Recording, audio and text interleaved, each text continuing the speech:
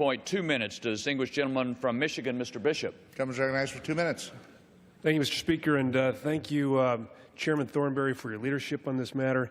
The North Atlantic Treaty Organization was formed in the ashes of World War II, beginning decades of considerable peace and prosperity. Still, there are powers today that wish to challenge the order from which millions throughout the world have benefited. My amendment to the NDAA, Amendment 98, is a straightforward and simple amendment.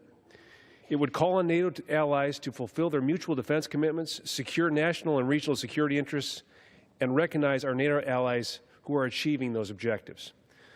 The underlying bill takes steps to strengthen our national defense on many fronts. It improves our overseas contingency operations, provides significant resources to rebuild our military, and increases funding for initiatives to deter Russian aggression. My amendment builds upon those principles. As we begin to rebuild our military capability, it is time for our allies to do the same, especially when it pertains to our NATO alliance. For far too long, the United States has shared an unequal financial burden in contributing to the global and regional security that NATO provides.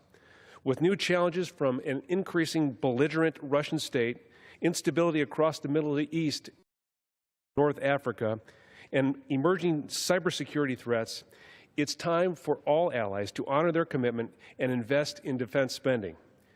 In order for NATO to be completely effective, all NATO members must meet their GDP commitment for defense spending and investment. This is out of fairness for our efforts to evenly share this responsibility and fairness to the American taxpayers. My amendment calls on the President to demand that our NATO allies honor their mutual defense commitment they agreed to by committing 2% of their gross domestic product to defense spending and research, and to secure their national and regional security interests. Only 5 of the 29 member nations currently honor those commitments. While 24 NATO members fail to meet their NATO commitments, my amendment also recognizes the few NATO allies who actually achieve those objectives.